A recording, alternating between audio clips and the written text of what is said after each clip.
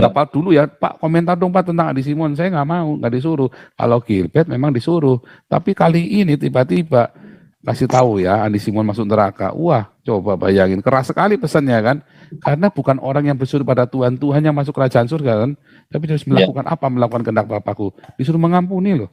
Wah, aku mengampuni ya, tapi hukum tetap jahat. Nah, itu nanti dikasih tahu nanti Adi Simon di hari penghakiman juga sama. Aku mengampuni kamu anakku, tapi kamu tetap harus dihukum. Nah, itu sama tuh kejadiannya tuh. Jadi sama, orang Kristen seharusnya jangan melapor orang Kristen dulu, orang luar dulu baru. Iya. Ya itu intinya. Karena pecundang, Pak. Jadi begini, memang tadi kan saya pernah ceritakan tadi juga. Iya. Ya, orang kalau pecundang itu ya, dia akan ngelawan orang yang lebih di bawahnya. Karena dia biasa dipecundangin orang, terus kemudian ada orang di bawahnya dia mau ngelawan, diinjek sama dia. Tapi dia diinjek, dari atasnya dia diinjek, terus dia nginjek bawahnya lagi. Karena mentalitas pecundang itu. Tapi kalau dia mentalitasnya seorang petarung, seorang pemenang, seorang yang sudah lahir baru, yang sudah metanoia, ya, daripada dia habis energi buat ngelaporin, mendingan dia bersatu, dia kayak sekarang yang kita kumpulin, yuk kita bersatu, kita hantam khilafah.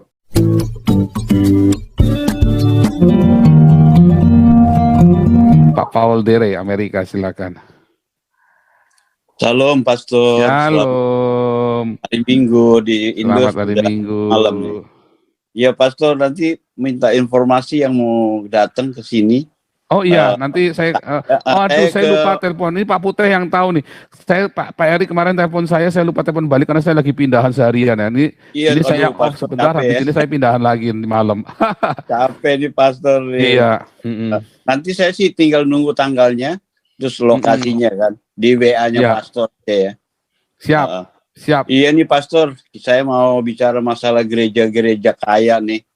Ya. Gereja-gereja kaya nih kan benar-benar ya hamba-hambanya itu, gembala-gembalanya kalau dikasih tahu nggak mau tahu gitu loh. Padahal kan masukan buat mereka itu sangat berharga kan, bahwa lu tuh nggak benar gitu. Ya, oh iya ya, ya deh nanti saya perhatikan nih kritikannya. Ini malah mereka kayak ya maklum lah ya kalau orang udah merasa jadi raja ya kan. Nah, itu kan dia jadi menganggap dirinya raja kan. Yesus sudah nggak ada di situ. Ya dikasih tahu ya orang ya katanya kasih, ya kan, kakinya diinjek marah-marah apa begitu. Ya saya maunya begini, mereka tuh dari sekarang berubah lah. Artinya berubah begini, cari gereja-gereja yang miskin, ya kan, harta sound system segala. Pakailah yang biasa, yang nggak sampai miliar-miliaran. Gereja-gereja miskin itu kasihan. Urusin tuh gereja yang ditutup, bagaimana caranya supaya gereja yang ditutup itu bisa kembali aktif. Itulah yang dipikirkan, ya kan. Jangan ngejar-ngejar setoran terus, tapi uangnya dipakainya nggak karu-karuan. Saya juga sangat, iya Pastor, sangat miris juga di Indonesia nih ya, pandemik sekarang kan. Wah luar biasa itu. Kita kan harus benar-benar mendata siapa jemaat yang perlu ditanganin. Ya istilah kata, keluarinlah uang apa kek, uang vaksin apa uang apalah supaya jemaat itu bisa terurus dengan baik. Karena ya sekarang ini kan PGI juga udah nggak berfungsi, sehingga gereja-gereja ini sendiri-sendiri jalan, ya kan Pak Paul. Ya saya sih nggak nanya, cuman itulah kira-kira yang saya tanya yang pertama, Pastor. Kalau nanti mau datang, kita kan di sini udah siap juga. Siap. Itu aja, pasti. Pastor. Terima kasih Pak Paul Dere, luar biasa. Ya, terima kasih Pastor. Terima kasih Amerika.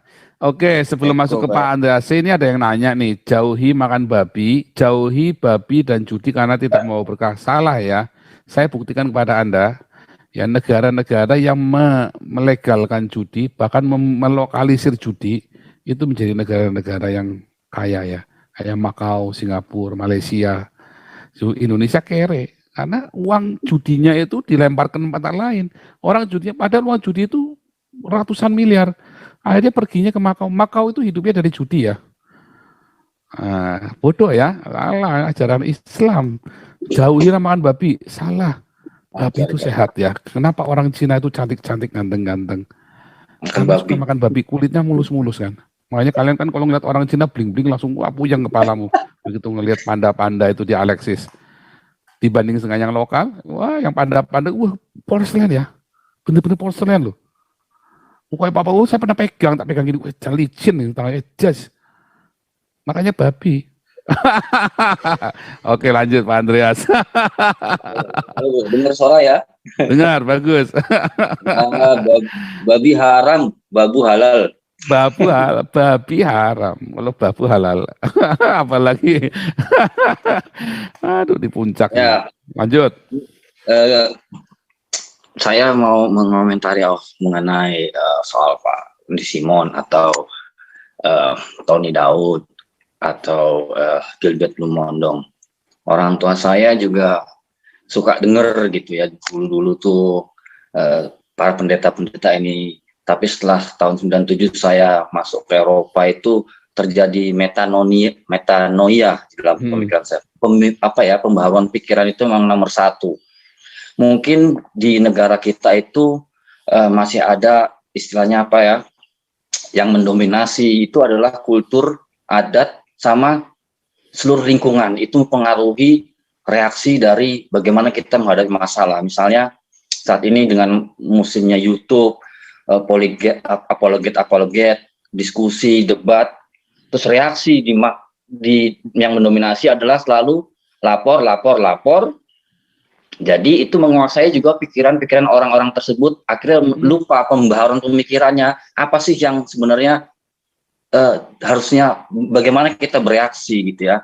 Kalau di Alkitab kita lihat Paulus juga didakwa tenang-tenang aja, atau Yesus didakwa tenang-tenang aja, karena memang pengaruh ini tadi di bawah alam sadar mereka, mungkin itulah sehingga mereka bereaksi begitu. Jadi intinya memang yang Bro bilang tadi benar, pembaruan pikiran itu yang nomor satu. Kalau saya masuk ke Eropa, pembaruan pemikiran saya terjadi bukan melalui Alkitab, tapi dari lingkungan saya juga, bagaimana orang bule atau orang barat itu bereaksi terhadap suatu perkara gitu ya. Misalnya kalau saya memperhatikan, dulu saya sempat di gerejanya Kenneth Hagin, istri saya masuk sekolah Alkitab Kenneth Hagin.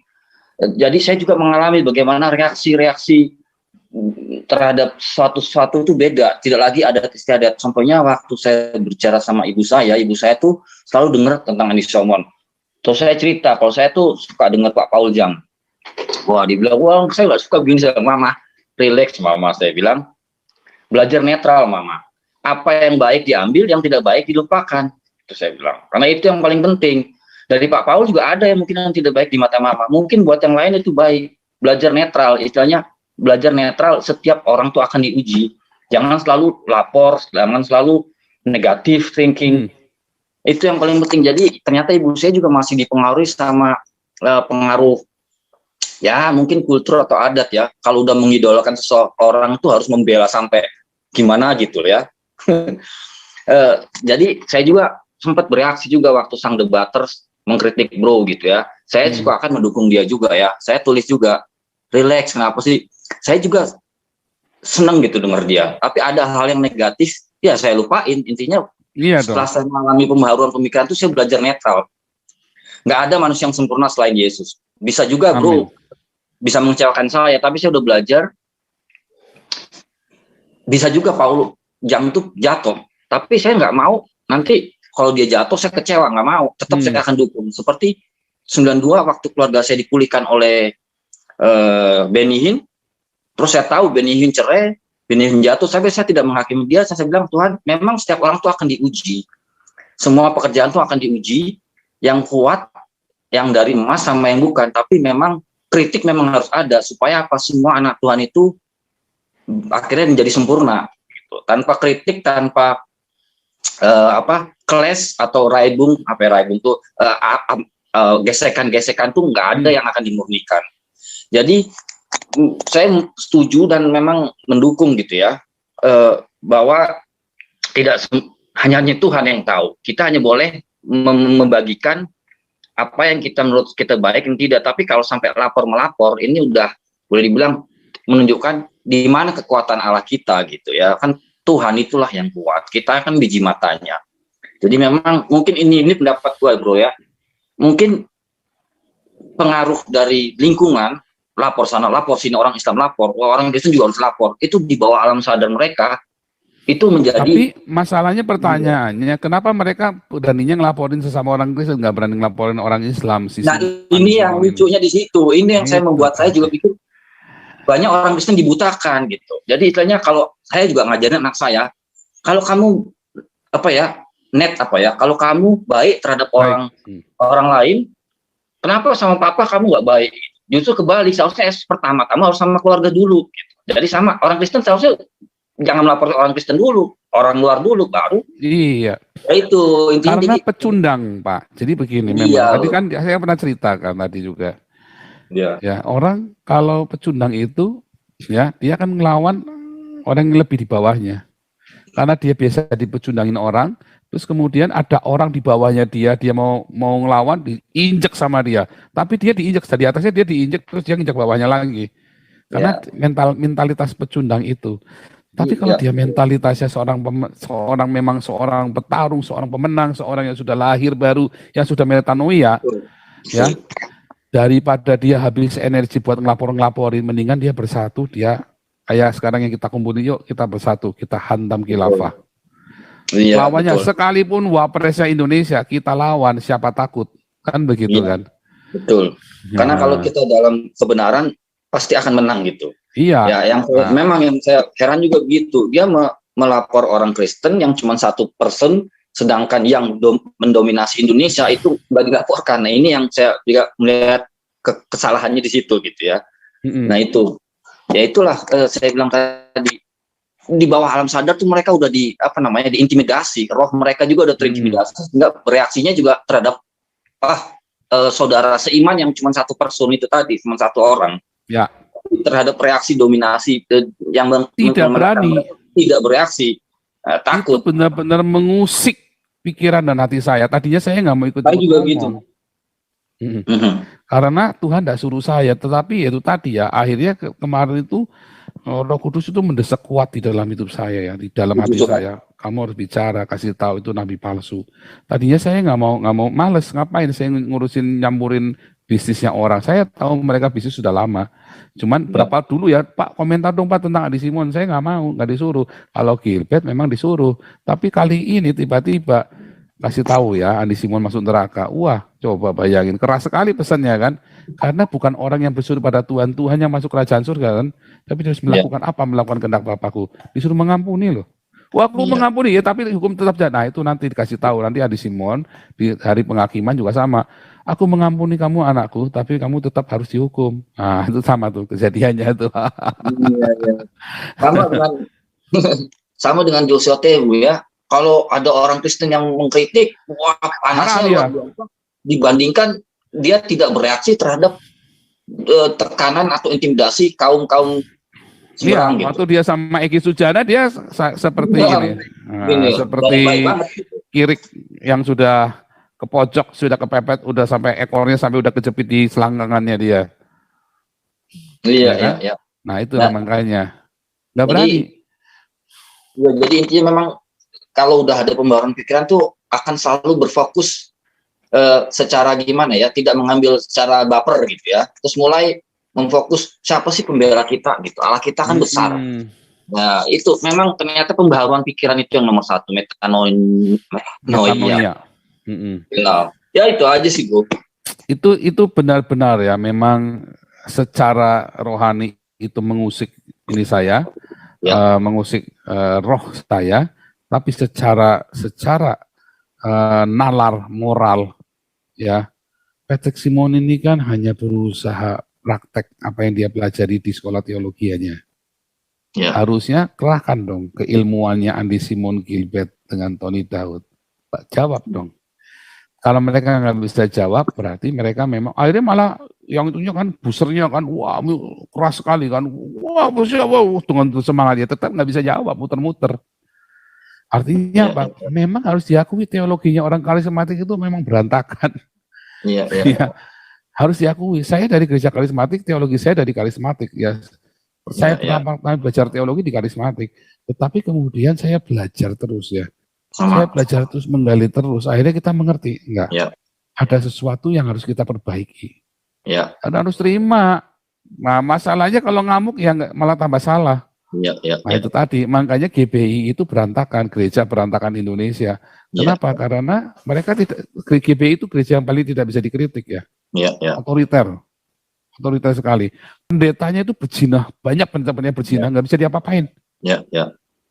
Bahkan Gilbert saja kan pernah diisukan berzina kan, Ya, nggak bisa apa-apa, karena punya duit dia. Ya, ya. Selesai semua, nggak bisa tuntas. Masalahnya semua nggak bisa tuntas, gantung semua. Nah, itu ruwet itu kalau sudah begitu. Karena powerful sekali duitnya itu. Bukan Tuhannya powerful. Makanya saya, itu tadi ya, itu tadi. Tuhan itu, uang itu wakilnya Tuhan. Kan saya sering bilang, uang itu wakilnya Tuhan. Ketika Tuhannya absen, uangnya berkuasa. Serem ya. Kalau di Indonesia juga sama, ketika pemerintahnya absen, uangnya berkuasa. Satu Terima lagi. kasih, ya. Satu lagi boleh nggak, Bro? Boleh. Boleh. Ini mengenai apologet. Tadi Bro bilang ya, kalau Bro kan bener-bener gimana ya, berfokus kepada penginjilan, tapi pengetahuan tentang keislaman ada. Cuman kalau dibutuhkan muncul. Ya, Keluar. Final. Kepepet keluar. Ada Kalau beberapa, kepepet harus keluar. perhatikan saya begini, prosentasi antara berapologet, menyerang Islam, atau mempertahankan iman itu memang harus balance, gitu, harus seimbang. Contohnya saya suka dan simpati dengan misalnya Ibu atau Mbak Sofiatul ya. Dia tuh berapologet, mungkin saya berpikir gini, di dalam tubuh Kristus itu kan ada berbagai macam, yang satu sebagai nabi, yang satu sebagai ini ya. Tubuh Kristus ya. Kalau kerjanya cuman mengkritik Islam terus seperti saudaranya Pak MKC, saya juga simpati sama dia. Cuman yang menjadi sayangan saya memang pengetahuan ke Alkitabiahannya itu sedikit minim. Itu yang salahnya di situ mungkin menurut saya ya. Tapi ada beberapa apologet yang memang pengetahuannya itu luar biasa. Jadi mereka mewakili kita, orang-orang yang tidak bisa. Contohnya saya tidak bisa berapologet. Memang saya mengerti Alkitab karena sempat istri di sekolah Alkitab dari Kenneth Hagin. Saya banyak baca buku, tapi saya nggak seneng gitu berdebat. Tapi seperti Pak Ibu Sofiatul tuh saya salut karena dia tidak hanya mempertahankan, juga pada saat dia berargumen, dia juga mengajari. Ya, dia tahu pengetahuan tentang Alkitab, itu yang saya salut. Kalau begitu gimana, Bu? Saya tuh gimana ya, saya setuju, mungkin itu panggilan dia, tapi yang saya tidak setuju tuh kalau kadar penginjilannya itu cuma 2%, tapi menyerang Islamnya itu 98%, itu yang saya tidak setuju. Tapi kalau ada balance-nya, itu mungkin memang itulah tempat dia menabur, mempertahankan, dan dipakai Tuhan di sana, karena tidak semua orang harus seperti Pauzang ya. Jadi Tuhan pakai yang satu seperti Pak Pauzang memang sebagai nabi,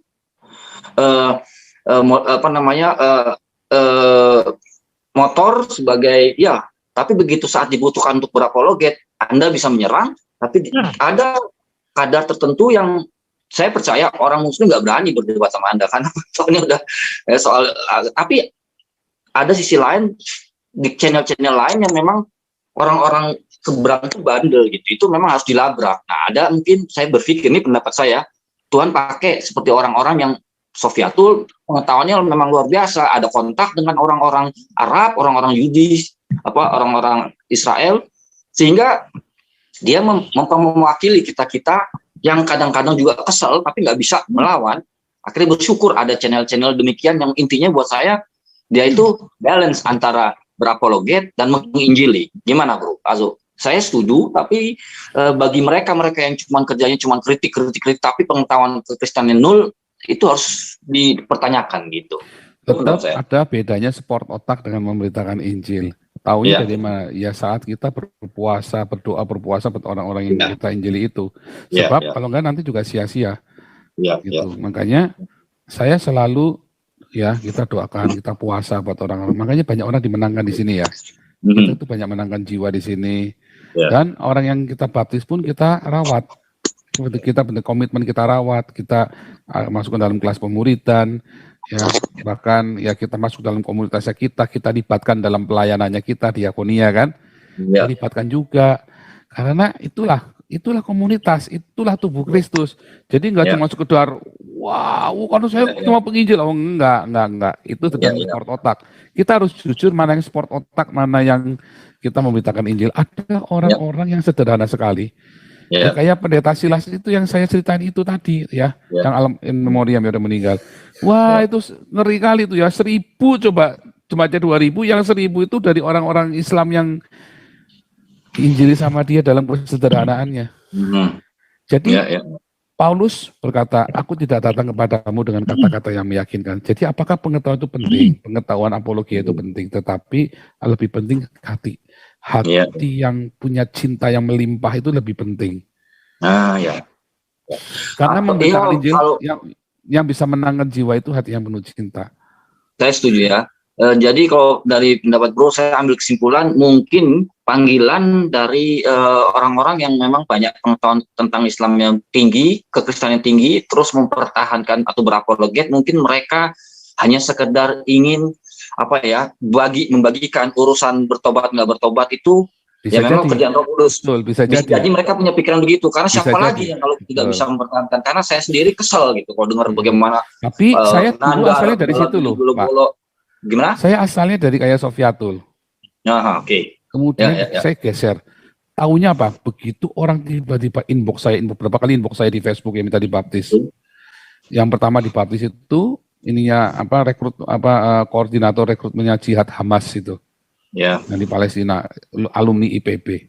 Itu datang ke rumah saya, pertama kali saya takut kan, tajak makan babi dulu kan, baru tajak ke rumah. Dia mau kan makan babi kan berarti udah kan. Nah, terus makan di rumah, nginep seminggu waktu itu kan, terus saya muridkan dulu kan, saya klarifikasi itu, udah, terus saya baptis. Itu pertama kali saya sejak 2000, pokoknya pertama kali saya membaptis orang lagi ya, setelah saya mengundurkan diri dari pelayanan, saya mulai kembali membaptis itu pertama kali itu. Dan mulai sudah berapa puluh, terus saya mulai berhenti saya sudah mulai berhenti untuk meragukan bahwa yang saya lakukan ini bukan cuma sport otak, bukan cuma karena kurang gawean aja, tapi benar-benar saya lakukan dengan passion itu kan, sehingga banyak orang dimenangkan. Tapi itu ngeri ya, sampai di sini pun orang-orang Iran, orang-orang Irak, orang-orang yang dari Syria itu banyak kita injili, banyak kita menangkan juga ya. Termasuk kemarin ya Nina, Omid segala macam yang kemarin itu termasuk orang-orang Iran yang ada yang sudah nyebar kemana-mana sekarang karena kan sudah dapat suaka. Nah itu juga sama. Dari mana kita? Karena passion tadi. Ya.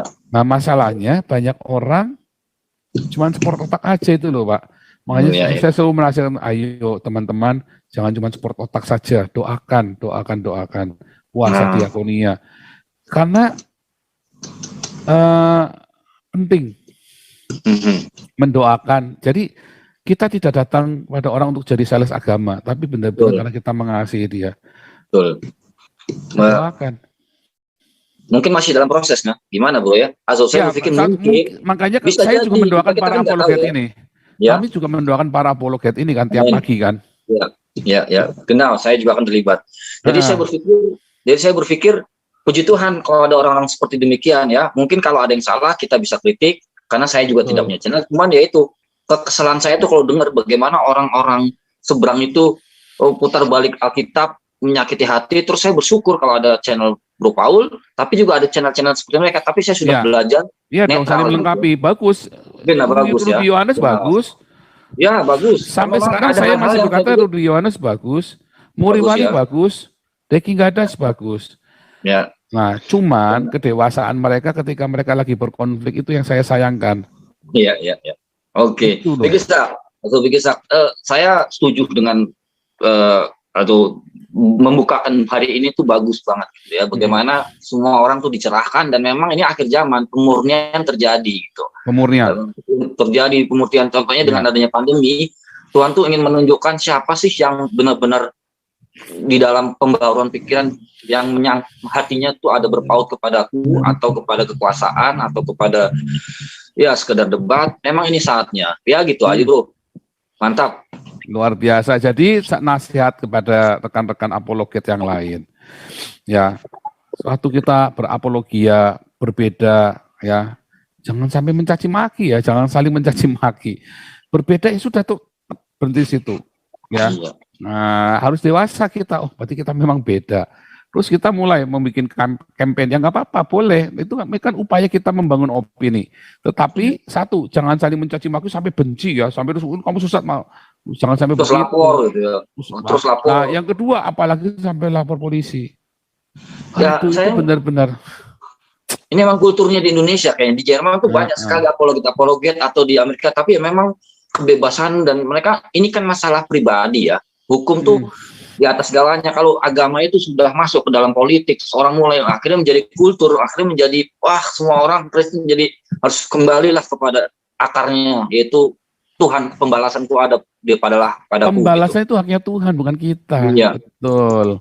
Nah, itu yang harus dipahami teman-teman apologet. Makanya saya tetap saya tetap concern, saya tetap yakin, percaya seperti yang Tuhan sudah taruhkan di hati saya. Nanti Indonesia dituai bukan oleh gereja-gereja gede, pendeta-pendeta ternama, tapi justru oleh apologet di YouTube ini nih. Amin. Serius ya, kayak Rudi Yohanes, kayak Devi Gadas, kayak Lois Prasetyo, kayak si Patrick Smith. Justru nanti Indonesia akan dituai oleh mereka loh. Siapa lagi itu, si Yuli, siapa lagi. Banyak ya, justru Indonesia akan dituai oleh orang-orang ini, bukan oleh pendeta-pendeta besar. Ya. Nah, tapi memang Tuhan sekarang ini dalam 2 tahun ini Tuhan uji kita semua kedewasaan kita. Dalam rohani, ya dalam dalam berkonflik dong. Dalam berkonflik. Lah sekarang kita ngomong cinta kasih Tuhan Yesus hebat luar biasa. Kita sendiri begitu berkonflik langsung pasar apa? Baper. Lapor-laporan, kan bullshit semua. Berarti orang Islam kan bilang wah bullshit semua Tuhan yang kamu bilang cinta itu ya. Tai kucing semua, ya kan? Berkonflik, itulah kedewasaan dalam berkonflik. Sekarang ini Tuhan lagi ngajarin, ya luar biasa sekali. Ini kan tontonan di depan mata, gratis lagi. Ya. Nah, mungkin ada juga pengaruh kalau misalnya kita hidup di Eropa terus belajar kalau kita ngelapor malah diketawain, akhirnya orang ketawain lah polisinya ketawa bingung. Makanya bilang reportis saya ketawa, pengacara kami juga kemarin ketawa terbahak-bahak. Ini gila apa polisi Indonesia ya? Dia ketawa senyum-senyum. Padahal banyak sekali yang harus dilakukan pembuat. Iya, ada banyak perkara yang lebih besar ya. Ini ya Gilbert, Andi Simon, sama Tony Daud. Daripada ngancam-ngancam, kamu fokus yang lebih perkara-perkara. Gabunglah sama Damaris, sama Galarua. Nanti kamu ngerti yang sedang kita lakukan apa. Makanya Gilbert bertobat ya. Tony Daud bertobat. Andi Simon bertobatlah. Oh ya Pak Tony Daud juga karena latar belakang ilmu santetnya dulu mantap, jadi masih ada di alam bawah sadarnya tuh ilmu-ilmu gaib campur. Saya kira Tony Daud belum lahir baru. Kalau dia sudah lahir baru pasti lepas semua itu. Ya oke. Yang menarik Bro, tadi pagi sebelum saya masuk ke channelnya Bro itu saya sempat dengar bagaimana Pak Tony Daud itu di ada kebaktian live pagi ini. Saya sekedar ngeklik, dia bilang saya tuh punya, kalau nggak salah dia bilang tadi 35 khotbah yang kalau sudah habis ya udah saya nggak bisa ngomong lagi. Nah dari situ saya tahu oh berarti dia tuh khotbah cuman bukan apa pada saat itu mengalir secara roh yang Tuhan bagikan, melainkan kalau sudah habis catatan-catatan khotbahnya udah hilang. Nah ini yang saya sayangkan juga. Jadi saya di situ saya seperti dinyatakan benar juga ya. Ternyata memang terbatas gitu dari ilmu-ilmu yang dia dapat, tapi bukan benar-benar hubungan pribadi yang dimana Tuhan saat itu Tuhan bicara. Jadi dia bukan rema tapi rema, genau. Iya, jadi kulakan. Genau. Nampaknya khotbah kulakan juga. Ya kalau 35 konsep atau 35 khotbahnya bahan khotbah sudah habis, ya masa saya satu gereja harus ulang-ulang terus ulangi ya, lagi. Ya itu bukan khotbah. Itu kan lucu gitu. Hari ini saya tuh live gitu saya dengar. Ya sayang ya. Oke. Sayang. Lanjut. Iya, luar biasa nih teman-teman, kalau sudah di Eropa ngeliat gayanya saya cuma ketawa-ketawa ya. Terima kasih. Lanjut.